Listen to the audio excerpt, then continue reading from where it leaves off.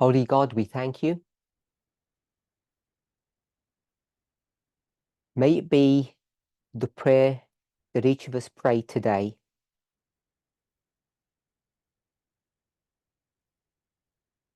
to recommit ourselves to this cause, to this work.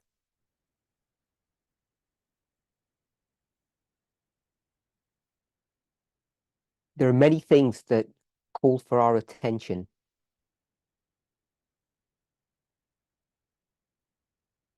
On the very cusp, on the very brink of eternity, it's very easy to become weary, to become tired of well-doing.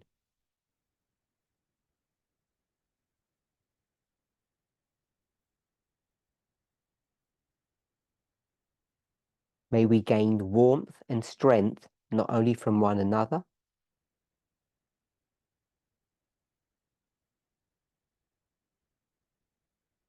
but also through you, through the agencies that you send to us,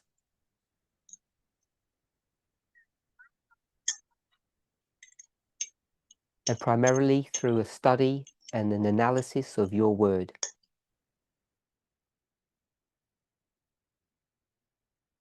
In Jesus' name, amen.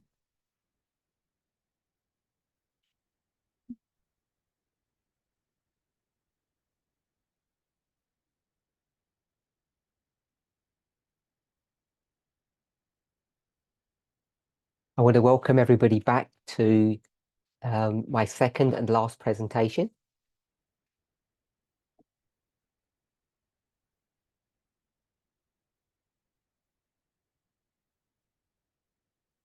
Yesterday's presentation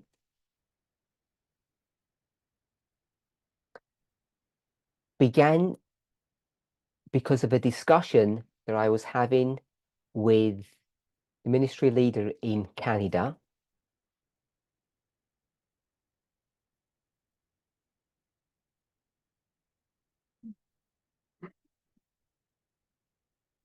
They had a study, and they were comparing different aspects of culture, we will call it,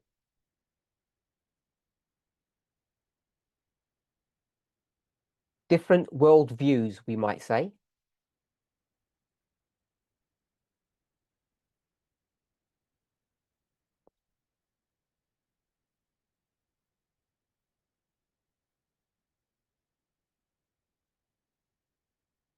For instance, gun rights, views on gay marriage, views on abortion.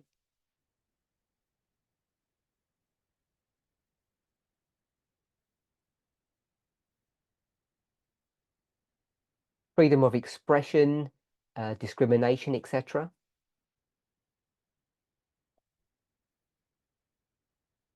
And they made a little box and spoke about various groups.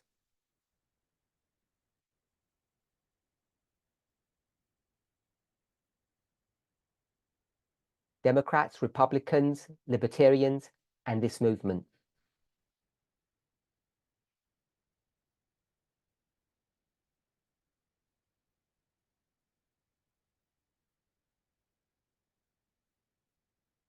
And based upon their discussion, I was asked a question: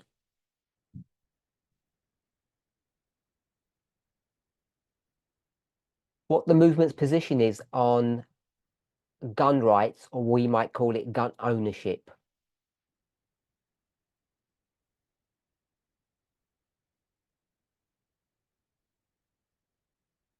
So if I've used the phrase gun rights, gun ownership, or carrying a gun, they're all synonymous terms.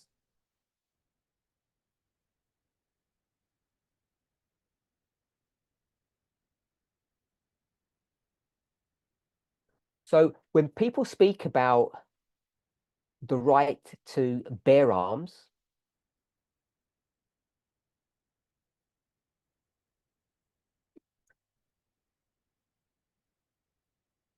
in my experience, people have very strong views, very polarized views on the subject.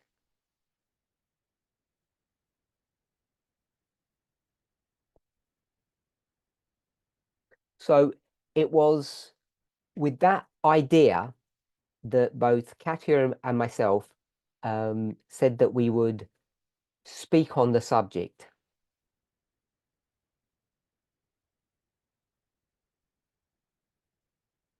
We have not coordinated. She didn't know what I was going to say, and I didn't know what she was going to say.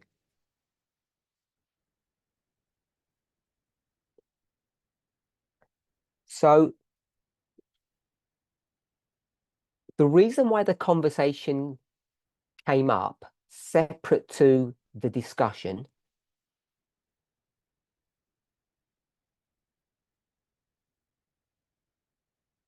was that there are some people in the movement who possess a gun, either they carry it or they keep it in their home.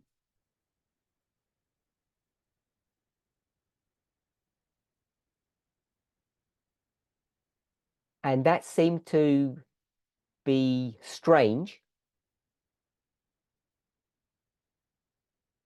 It almost seemed to be a contradiction to our belief system.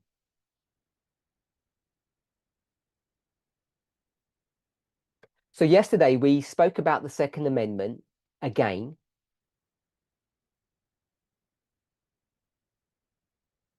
And hopefully you can see on the board here, we picked up two special words, militia and people.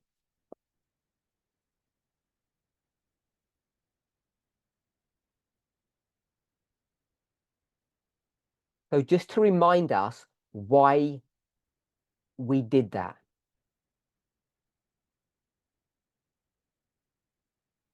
When you're going to go to the law, the testimony, inspiration, any document really, any piece of information, you will inevitably view that information from your worldview.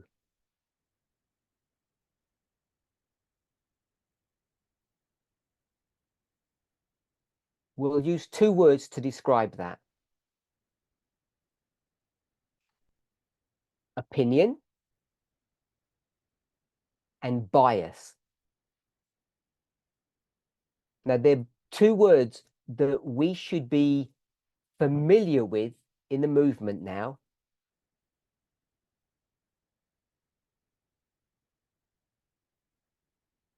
Because we often speak about media bias.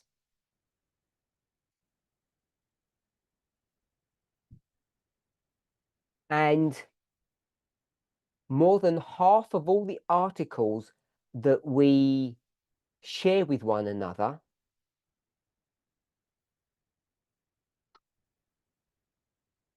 they're not news articles. They're opinion pieces. So I hope you will understand the difference between an opinion piece or an opinion article and a news article.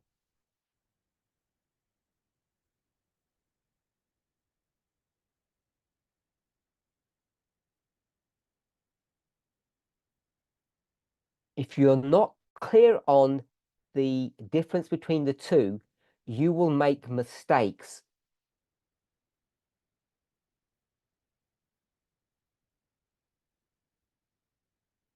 You will turn the truth into a lie or a lie into the truth. And I've just substituted the word opinion with lie.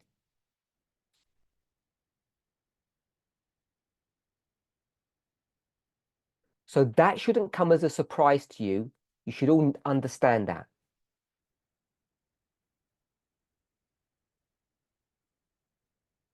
But it's more complex than that. It's much more subtle.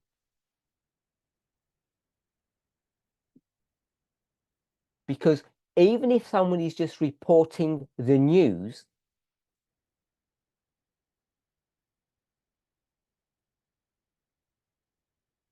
we will now use another word. Their prejudices, using prejudice as a synonym of opinion, of bias, of lie.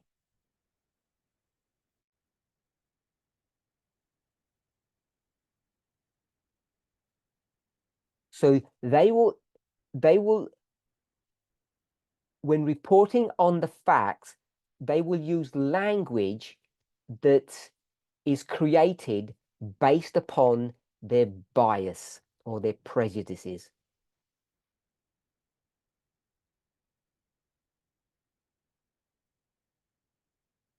And that's one of the reasons why it's very difficult to have confidence in what you read.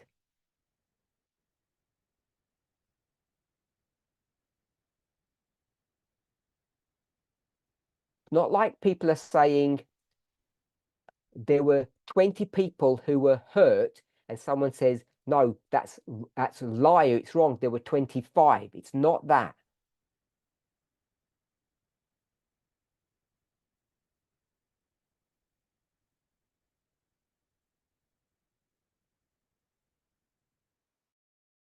Everybody reports the correct number. 20 people were injured.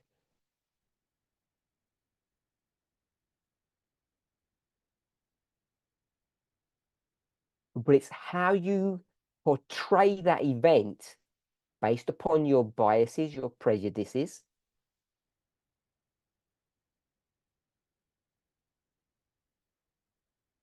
that will catch you and warp or twist your understanding of reality.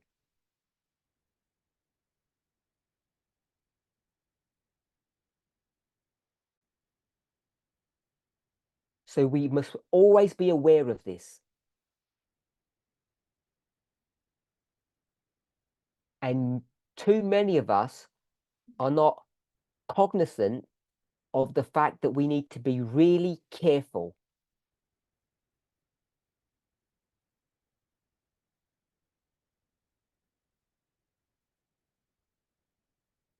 Cognizant means aware. So it's one thing to read an article and it affect you personally, but when you share it, you're now affecting others.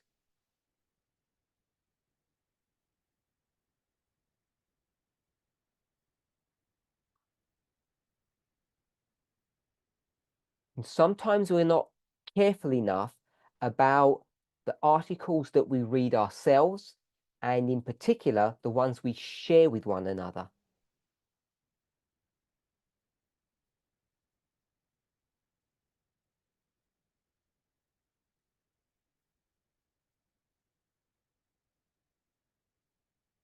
So that's what I've just mentioned there is not something new.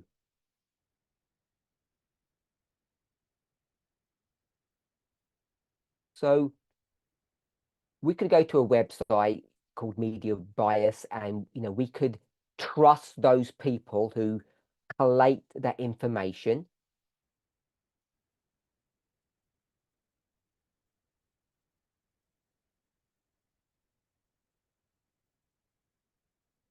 But that cannot be the definitive standard to know if something is, if a source is safe or not.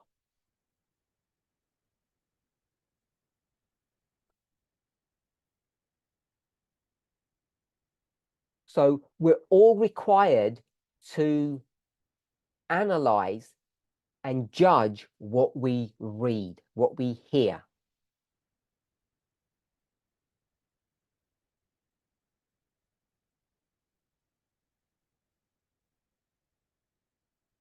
It's a reality, a fact that we can never escape, that some are better and some are worse at doing this.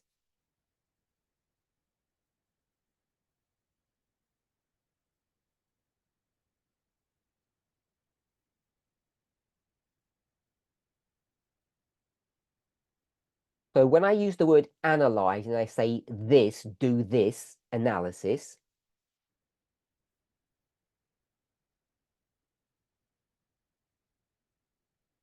we need to use some rules that we all agree on so that they can be checked against a reference point.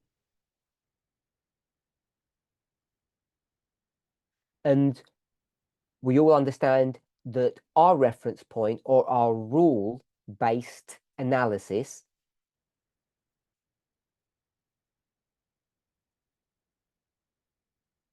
is Miller's 14 rules.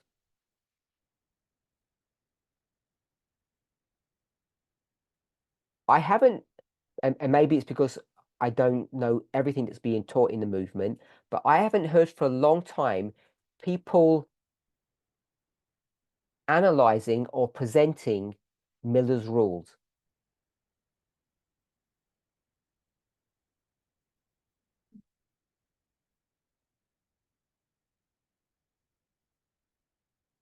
There are plenty of older studies that take an esoteric view of those rules and try to break them down.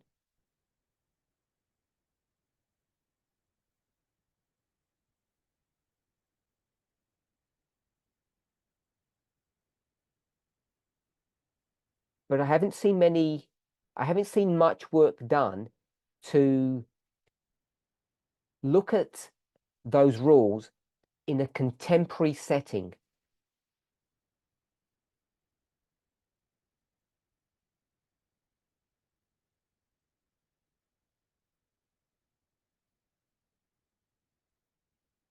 Simply put, too many of us are not good at analyzing information using methodology or Miller's rules.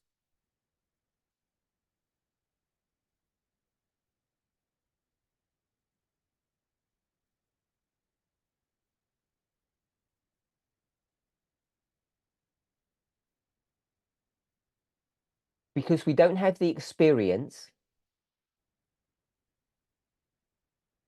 and we don't come together regularly enough in groups to discuss those things.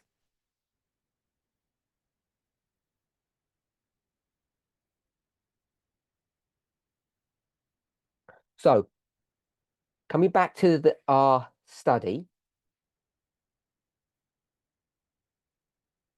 one of the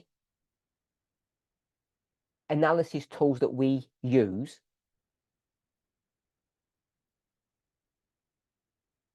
is looking for keywords or important words.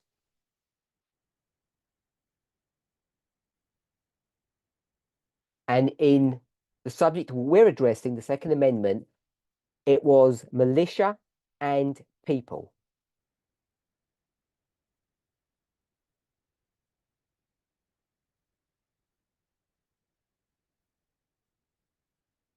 Now, when I asked the question yesterday, many people got the wrong answers.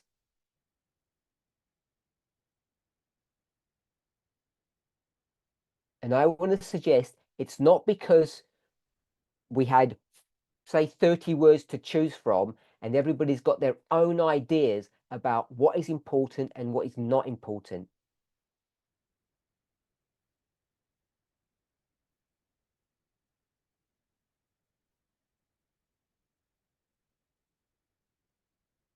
Now,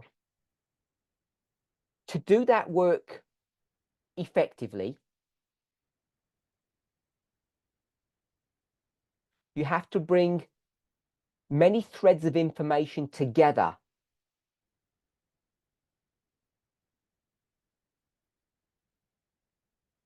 Let's say it this way, you have to be widely read. You have to read a lot. One of the problems that I have privately and publicly voiced my concern about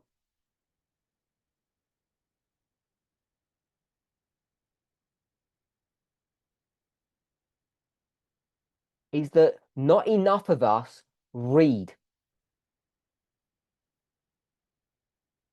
What I mean by that is we read too many articles and not enough books.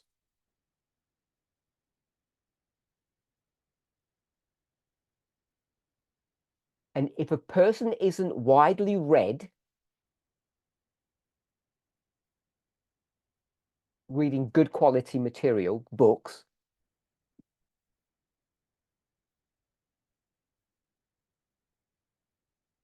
I think they are unqualified to even approach applying and using methodology and expect to get good results.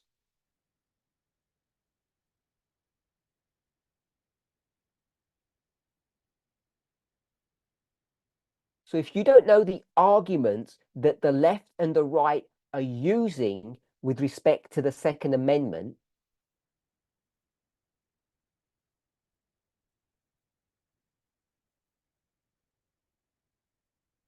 you won't know how to pick the key words as we did yesterday.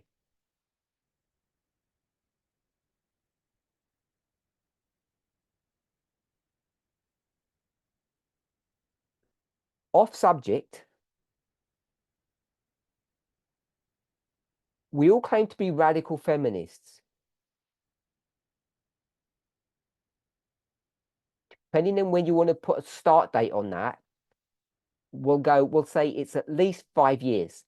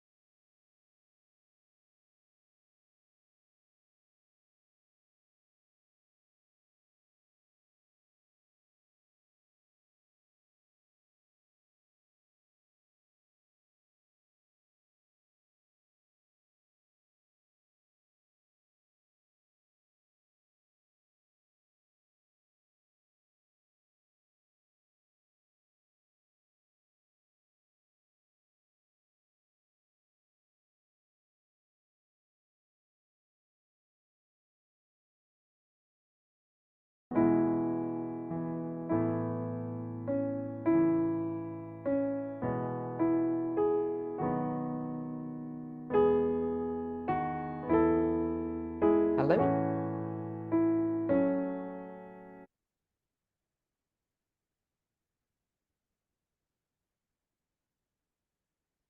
Is my audio and visual video good?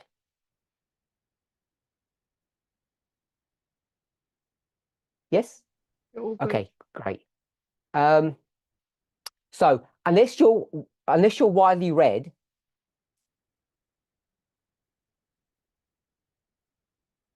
you're not going to be able to pick up what the key words are. It becomes guesswork.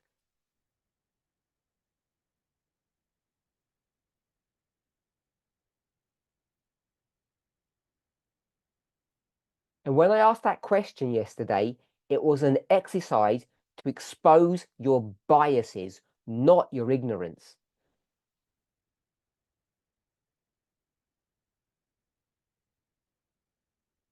Because what the question was really asking is,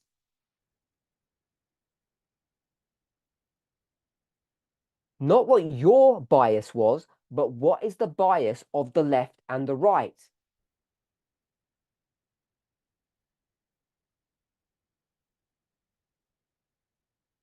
And each of us needs to remember, as we juggle,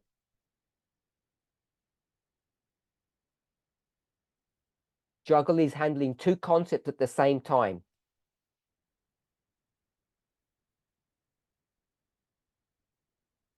You have to be, what are the two concepts? What is the juggling that we're required to do? Let me ask that as a question.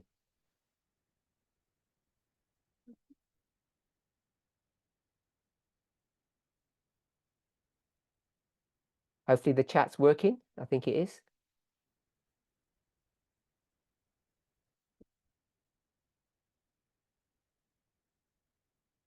Not progression and repeating. Let me try and remember my question.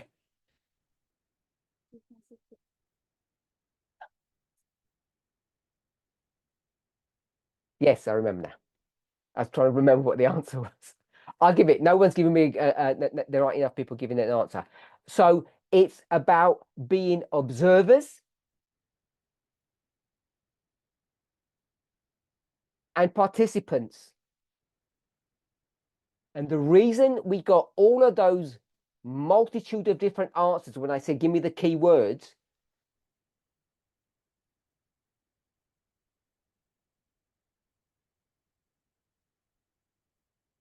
is because people have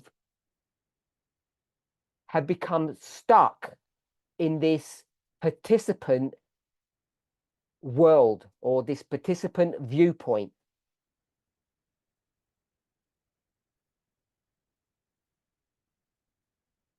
And it's articles that do that if you're not careful.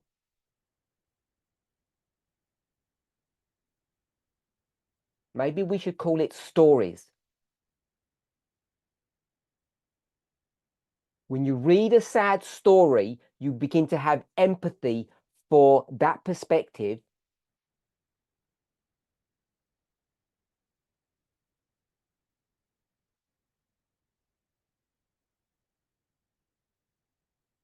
And it's easy to lose objectivity.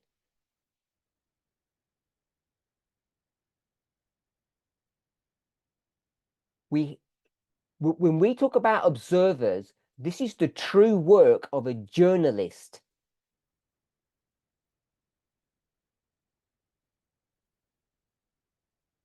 And we're not sticking to these rules properly.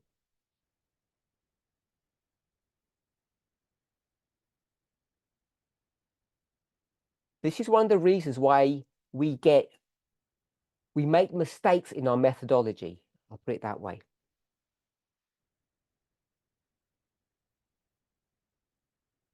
It's because we have begun to lose a grip or control to be able to distinguish between observing and participating.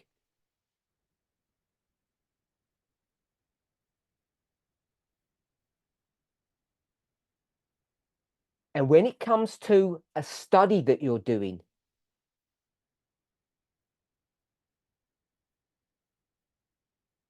this is why there's too many bad studies in our movement.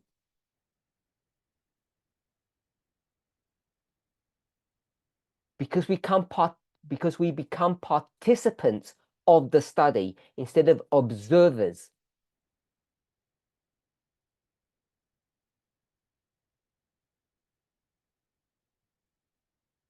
Back to our subject. Oh, before I got cut off, I wanted to say something off topic.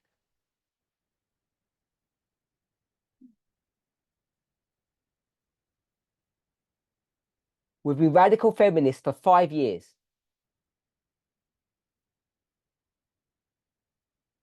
Just picked a random date. How many books on feminism have you read in the past 5 years?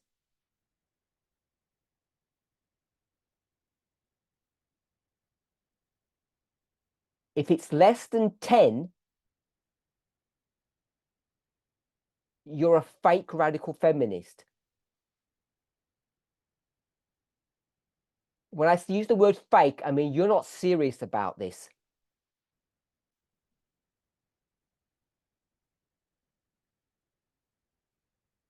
We have become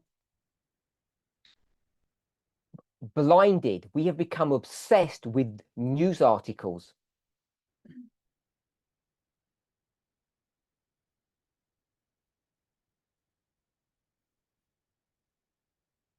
"200 news articles that you may have read in the past 5 years will not substitute for 10 good books on a subject."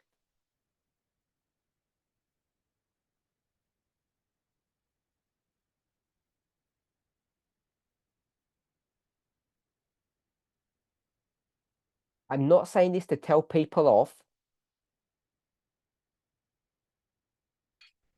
but I am saying the number 10 is conservative because it's only 2 books a year.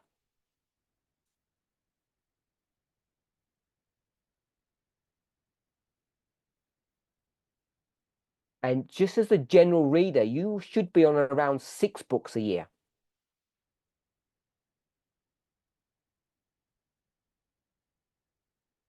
If you don't have time to read, you have time to die or fail, depending how you want to look at it.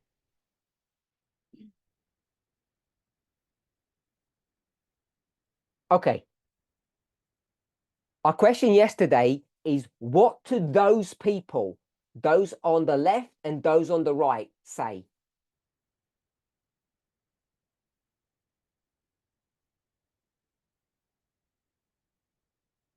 And the reason why we tripped up on that, many of us, is because you didn't say left and right in your thinking.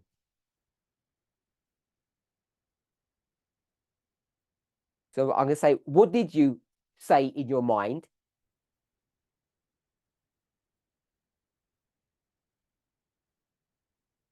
That's a question, but it's rhetorical because I'm going to answer it. Too many of us, because we're stuck in this mindset of being participants,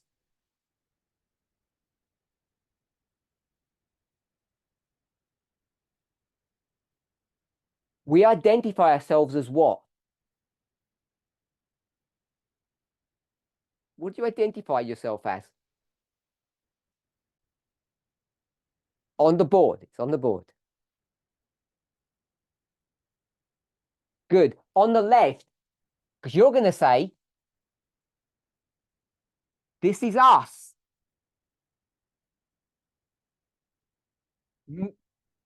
Me. And then this group is what?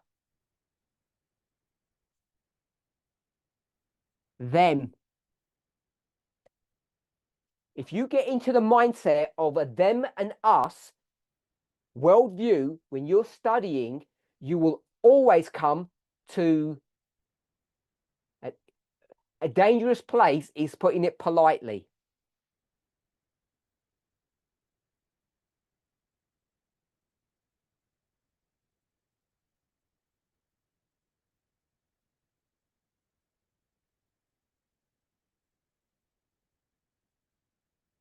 I would suggest,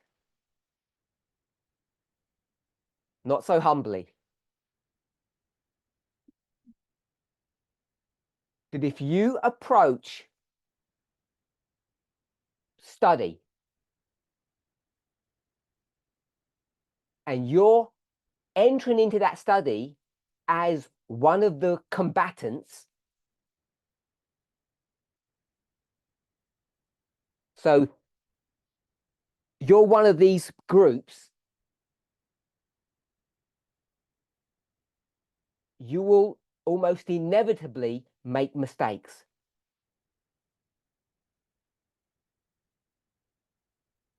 There might be big ones, there may be small ones.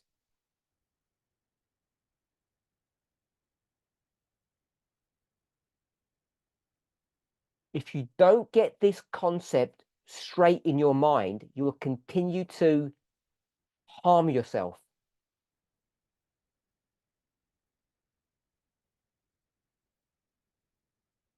And this is not to scare you. And every time you stand up to teach, you're going to harm someone else.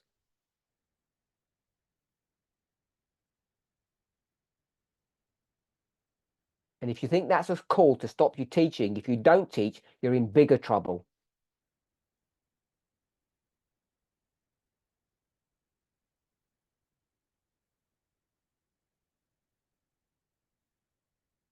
What changed this movement's thinking?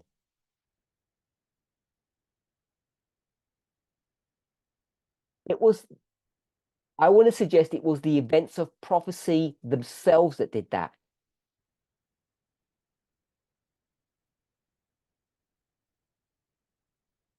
Once 2014 came,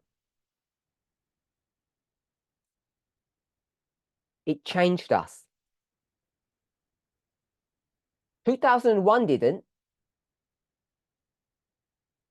2001, we were observing a war between two combatants.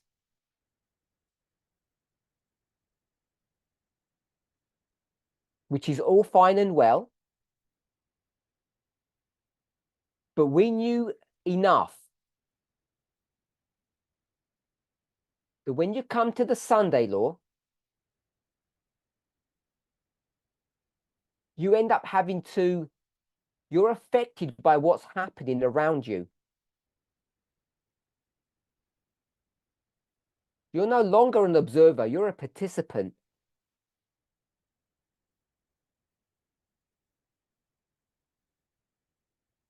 So it's not just some theoretical study on Matthew 13 that turned us from observers to participants. It was prophecy itself.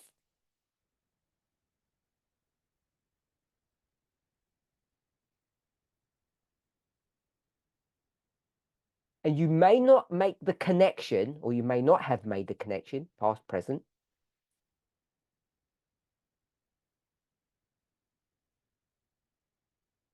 If I were to say the 4 and the 6, or the person is political, whatever catchphrase you want to use,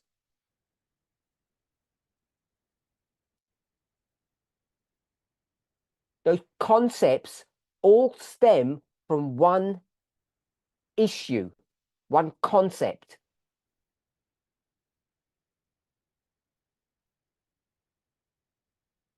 That the experience and the message changed in 2014.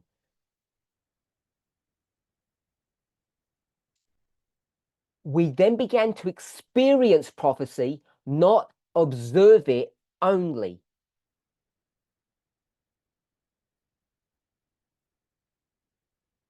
We began to experience it personally. Because that's what prophecy teaches about the end of the world. It's something that you experience.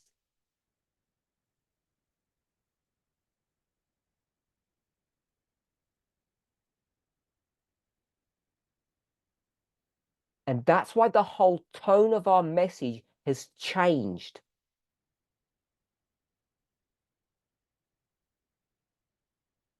It's not the skill of the Midnight Cry messenger that did that, not some special insight that they had.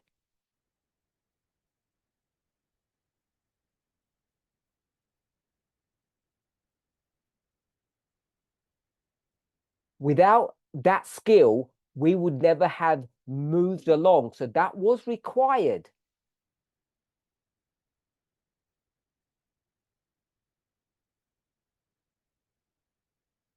But if that work was done in the prior dispensation, it would never have had any effect.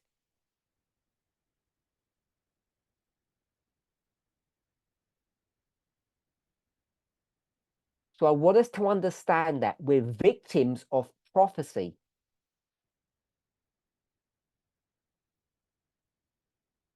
And you are required to fight that experience, resist it.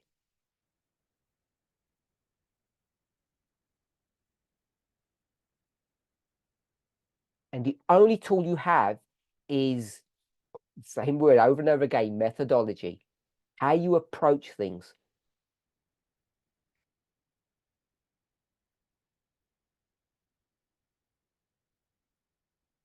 Okay, so we've read several books on the Second Amendment, both views.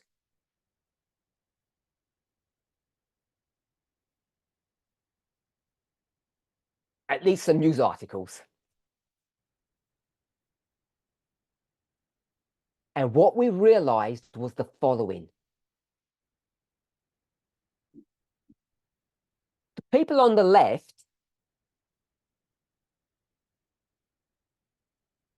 they're non-violent people,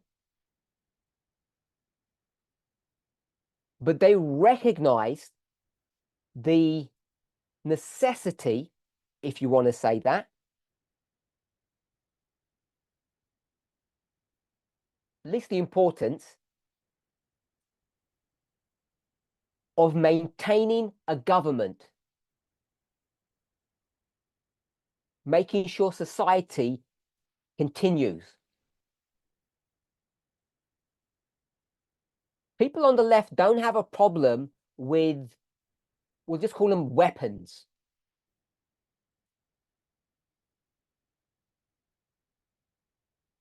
You can see that very clearly in US foreign policy.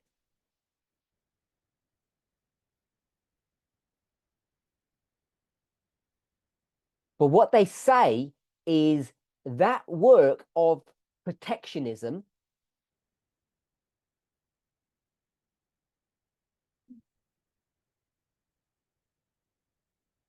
has to happen in a certain way in a particular context.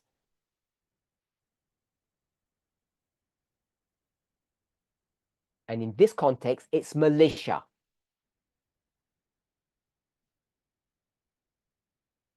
It's an army, we will call it, a military force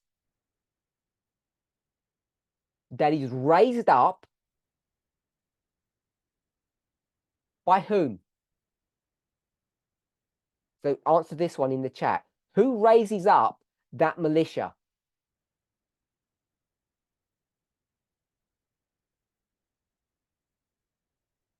Don't say themselves.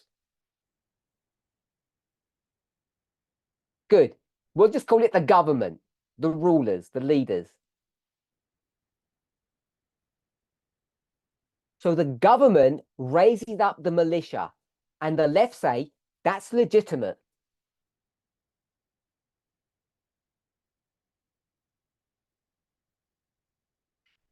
The right say, sure, we agree with that. But we also believe that individuals have a right to protect themselves.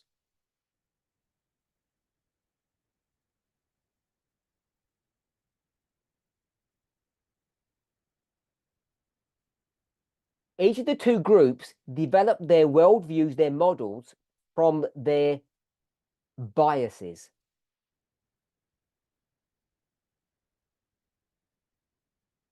And our job is just to observe that fact.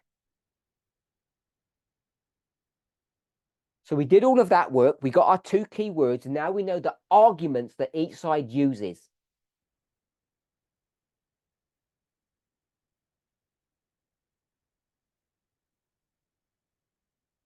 So some of the questions that I got after the presentation, comments, questions.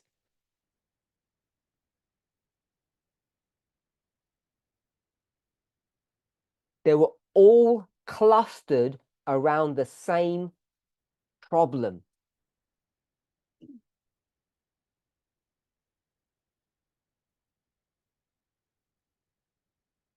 Which was what? What was the problem that people were having?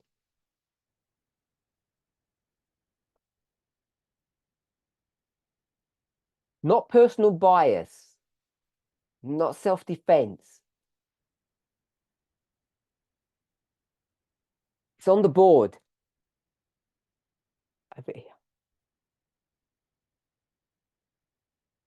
They said in their thing that the left don't like gun ownership.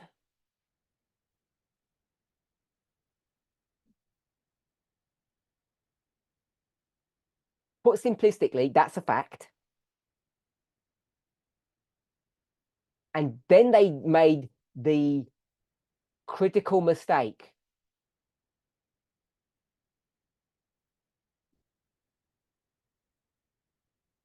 Who is the left? Us. That's the mistake that people make. I don't like guns. They're dangerous. They're harmful. We have all the statistics. We have all the facts.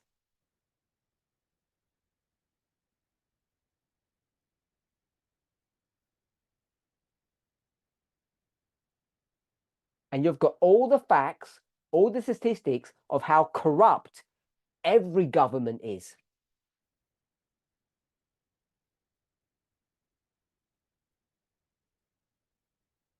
That doesn't stop you from having either compliance or confidence in the government.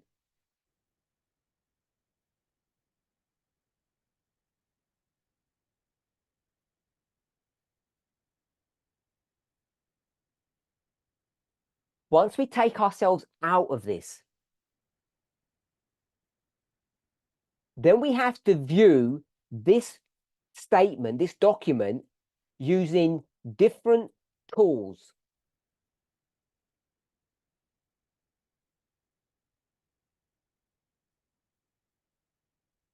So we're all experts on this issue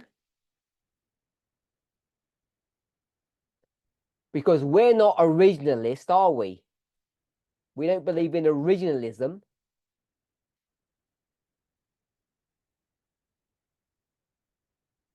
What what are you if you're not an originalist?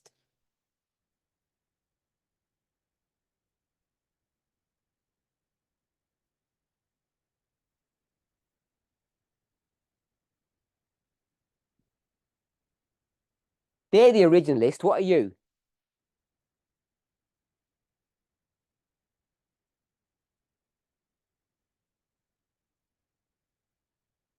We'll just call it a living document. Someone put it well. They said we're living constitutionalists. I like that. Yeah, someone gave a good answer. Someone called it contextualism. So I agree with that. What we do is we look at the context.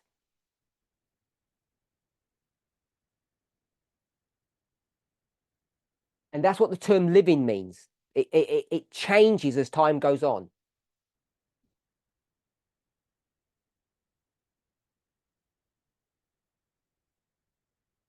So all of that is good. It's correct.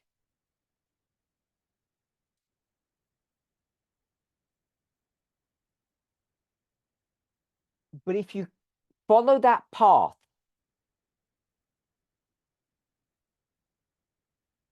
what you end up doing or coming to the conclusion is the following.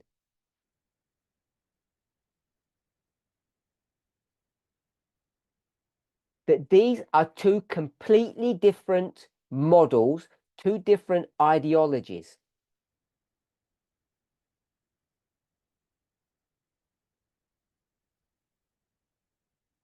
They're diametrically opposed. So you've got your choice. We all agree that we can have a military. We call it a militia. So we'll put that away.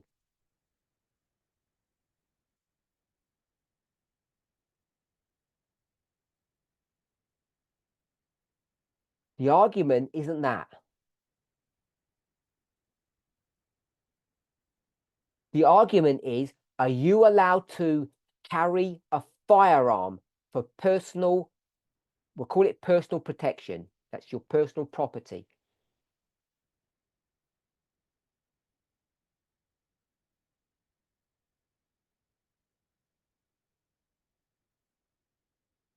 The right say yes, and the left say no.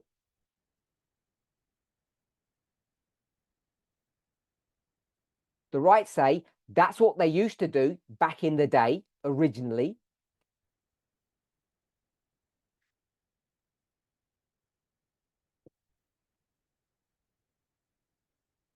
And the left say, sure, but it's not fit for purpose anymore.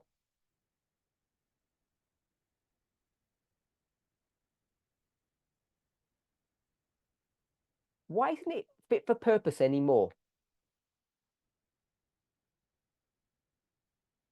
Because we have people shooting innocent people in the at schools or at the shopping centers, at malls.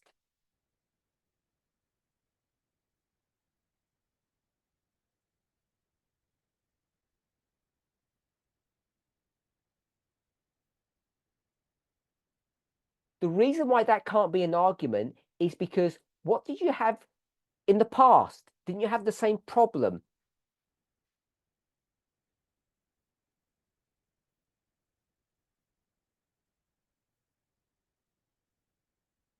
Have people become more evil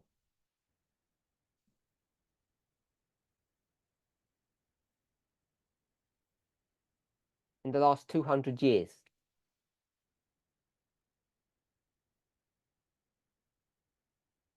Many of us are going to say yes, but the obvious answer is no.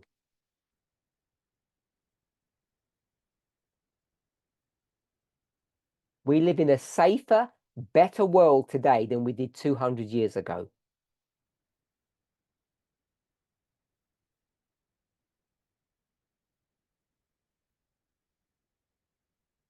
So we have to be careful about the arguments that we're using.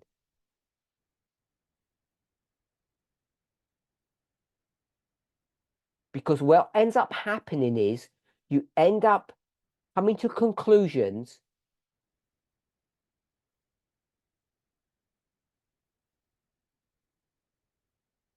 that are inconsistent.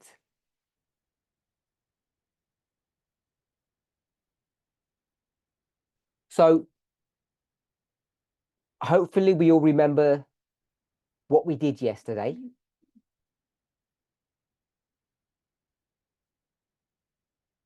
We said the way we're going to approach it is juxtapositioning.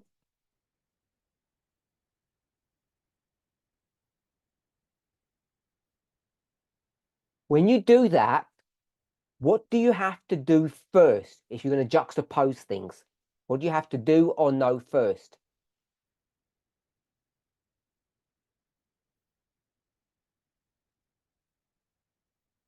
You're going to juxtapose, so you have good. You have two models, and you have to know that one of them is correct or the truth.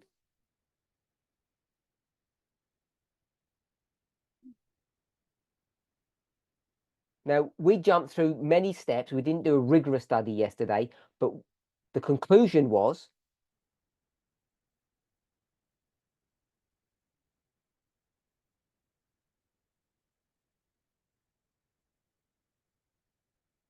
that it's correct, it's okay, it's legitimate to have a military, a militia to protect the government.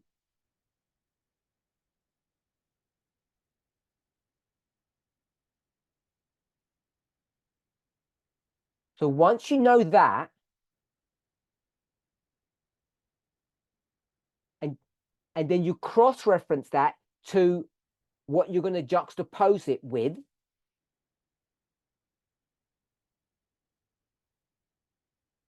You have to ensure that the pattern is the same.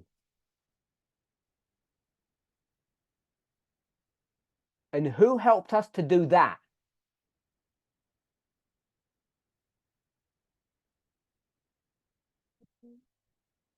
Person's name. So they've told me here it's John Locke. Because when you go to the militia,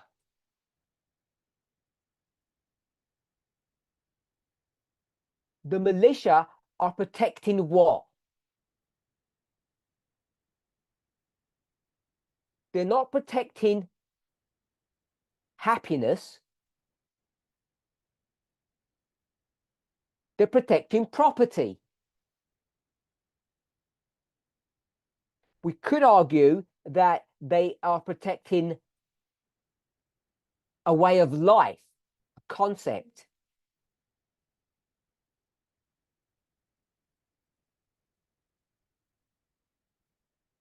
But in its broadest aspect, we're talking about property.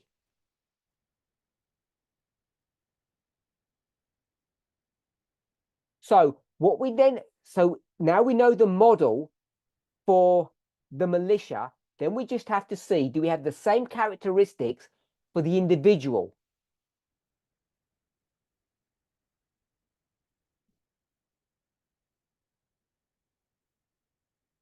And we do. The militia want to preserve a way of life.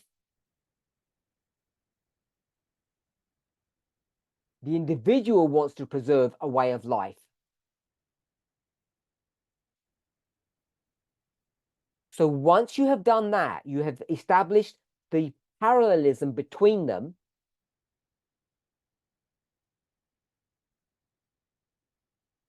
The answer just falls straight out.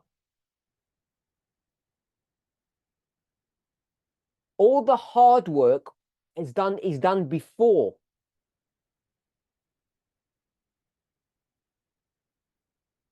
Sometimes in English, we might call it all the heavy lifting.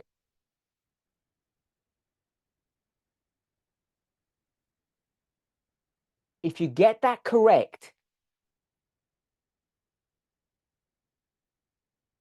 the final steps will be rapid ones. Because some comments said, where did you get that from?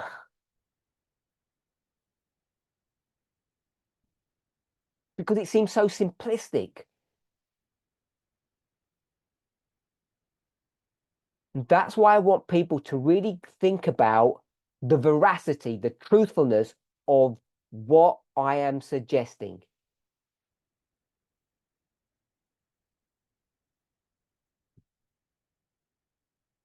It's not in what was taught yesterday. That's just the tip of the iceberg. It's everything that's hidden.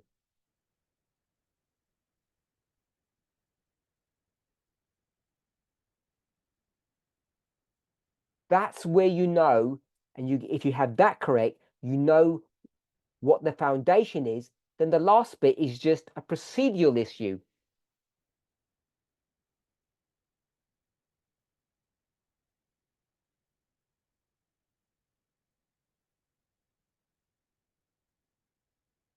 But as I said, in lots of the answers that I got after the meeting,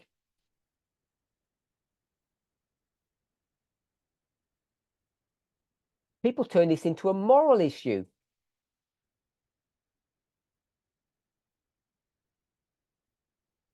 Like they do a face palm and say, where is the movement headed now?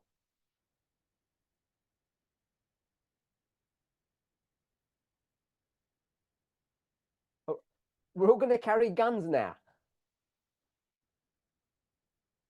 Am I advocating gun ownership?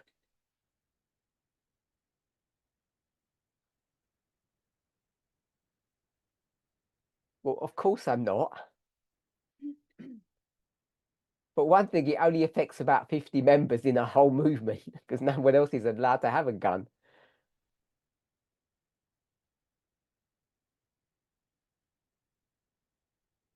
We miss the point.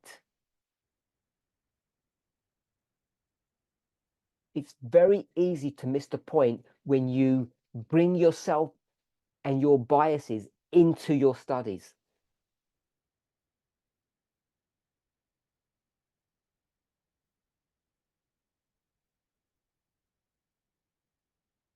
So what I wanted to show us in this question or this study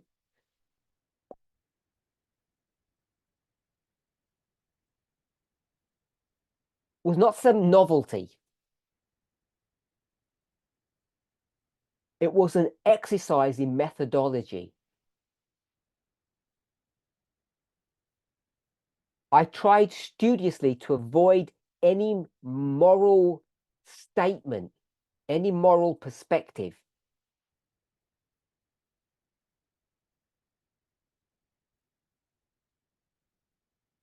You can't say, well, this is going to give license to more violence.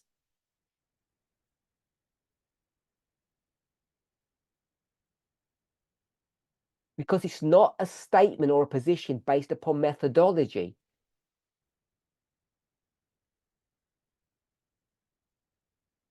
What you have to ask yourself is, I'll just say it's not only one, but you have to ask yourself a foundational question. What is the foundational question that we need to address in this subject?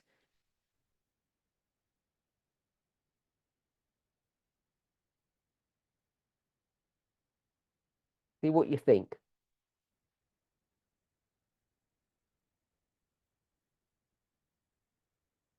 We'll begin with is. I will, you don't have to.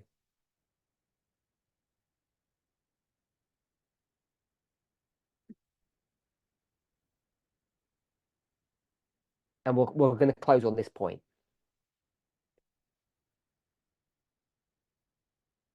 We had so many people yesterday throw their answers in. So the first answer, I don't think so. Second answer, get in there. Cold, warmer. It's foundational, so you've got to take guns out.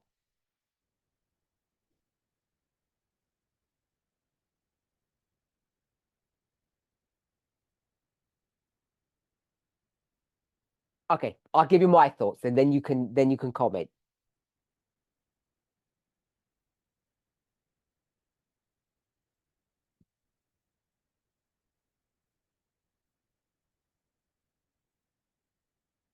And I'll just give a simple answer at the end, a simple word. We could express it much better.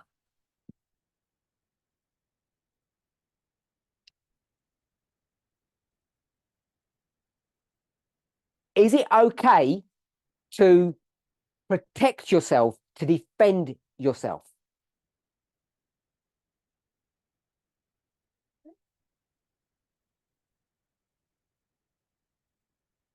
That's the question that you have to ask. Not, it's got nothing to do with guns.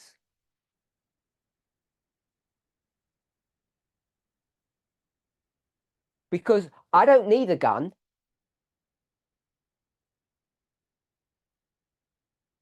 I'll just use chi to harm you.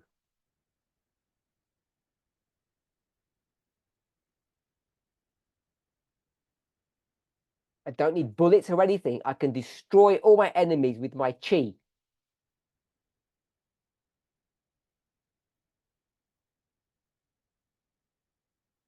So what we need to understand is not the degree of harm something can do.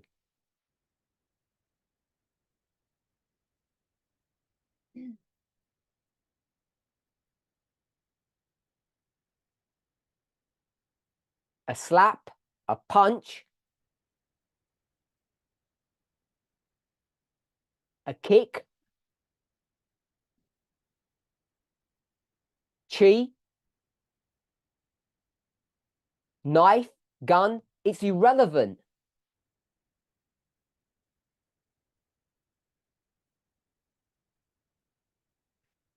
Why is it irrelevant? Because they are all the same things. They're instruments of pain.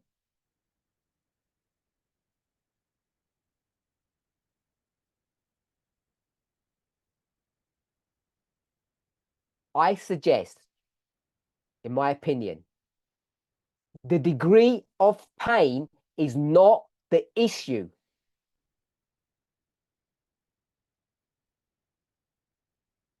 If you have a gun, kneecap the person, don't shoot their heart.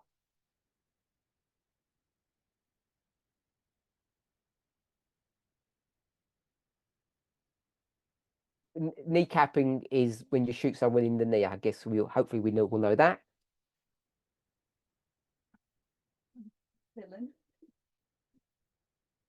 We're not going to translate that. Or if I cut off there, you shoot the person in the knee.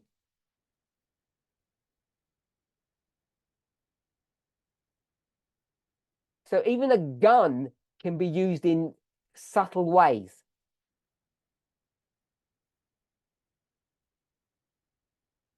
What you need to ask yourself is, are you allowed to defend yourself, your property? Is that allowed?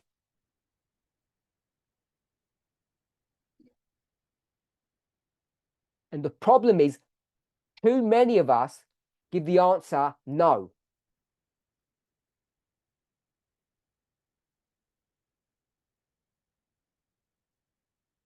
I say that because it's obviously the wrong answer. And so the question you need to ask yourself or ask one another is, why do so many of us think you're not allowed to defend yourself?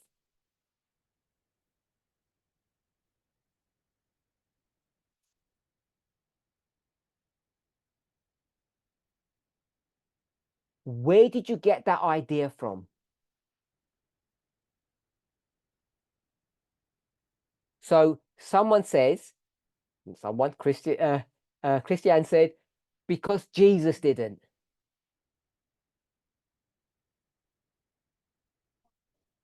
And after our study yesterday, that I like that one, turn the other cheek, that's always going to come up.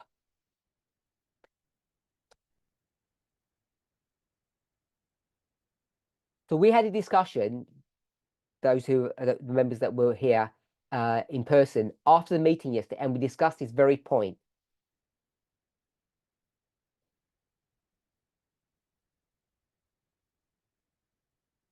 So I won't give you my perspective of that, how I would answer that issue.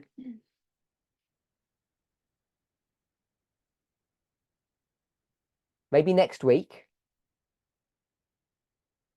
But in the meantime, ask yourselves where you get this idea from.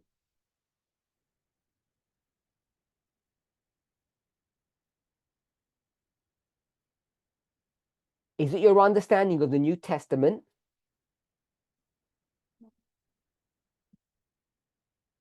Or is it because of the way you've been brought up, your cultural beliefs?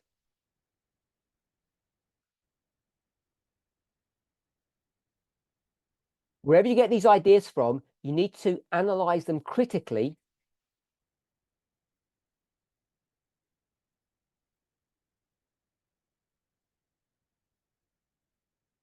Which means to read widely first before you come to conclusions.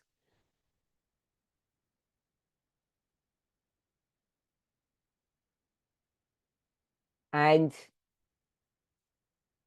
then you'll be able to answer this question.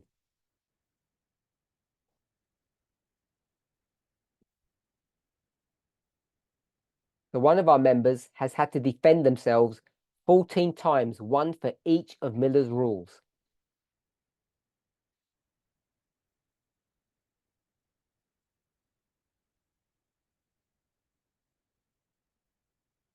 So someone says Peter was carried a concealed sword, but he got his knuckles wrapped. He got told off for doing that.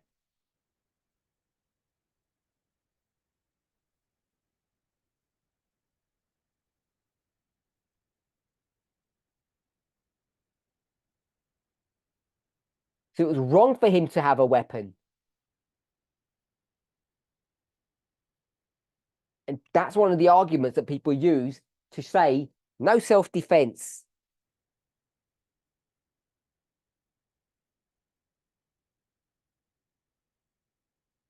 Okay, so in summary, I've tried to go over the steps that we went through yesterday.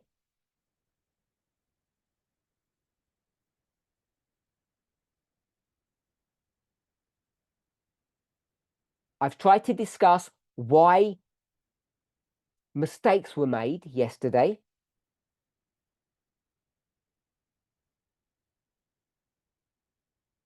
I'm suggesting it's because we live in a time, a dispensation,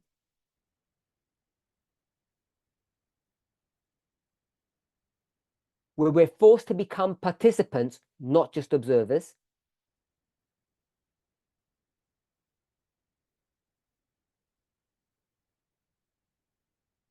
And we're falling into the trap of this them and us dynamic.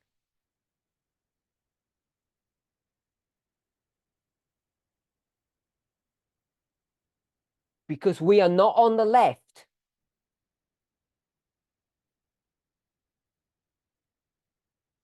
And we're not on the right. We're supposed to be, according to inspiration, ambassadors. We use the word observers.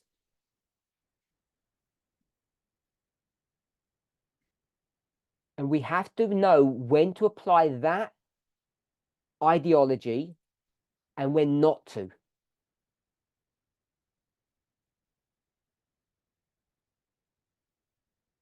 So I want to close on this last point. Final comment said, women have to defend themselves.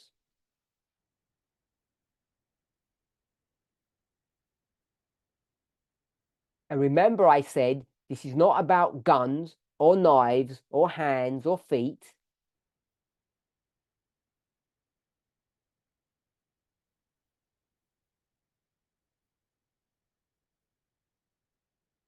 It's about the principle of whether you are allowed to defend your property.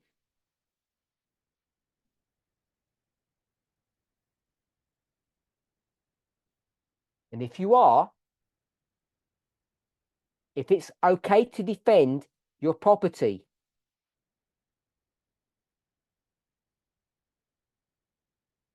in one example, you only need one example, then you know you're allowed to do it, period. Because where do examples come from? The basis or the rules of examples comes from precepts. And precepts are unvarying rules that don't change.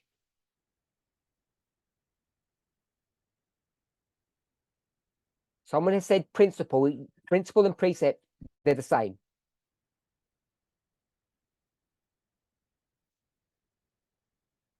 So if you've got one example that works and it works properly, it came from a principle.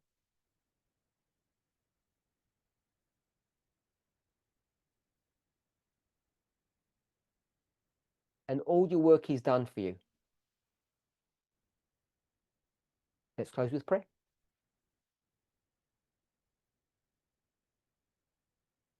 Holy God, we thank you for your continued watch care over your people.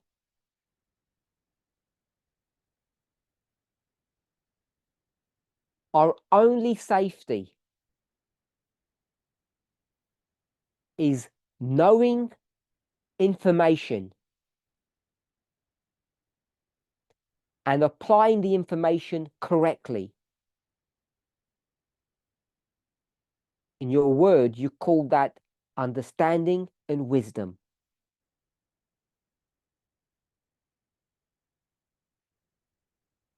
I can't ask you to give that to us,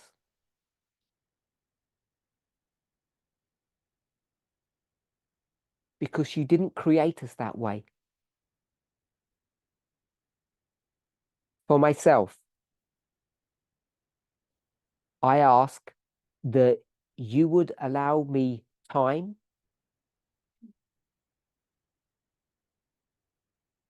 opportunity, and a determined spirit to understand the truth and to apply it correctly. I thank you that you've let me be in this place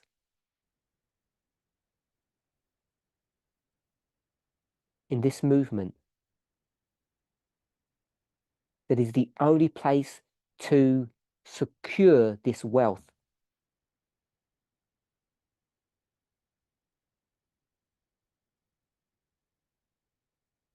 I thank you that you hold my hand through this process.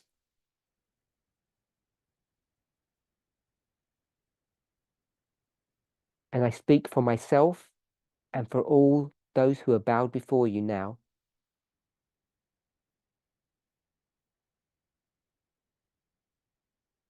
that we might continue to grow in grace and to understand what can bring us together. Perfect love casts out fear.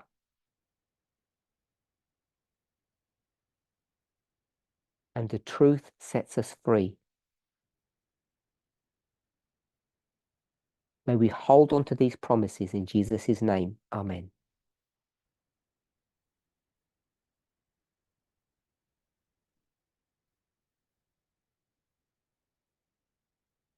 I want to thank everybody for their time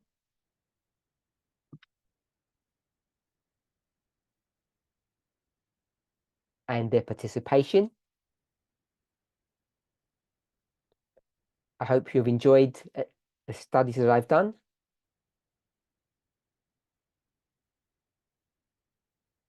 As much as I've enjoyed them.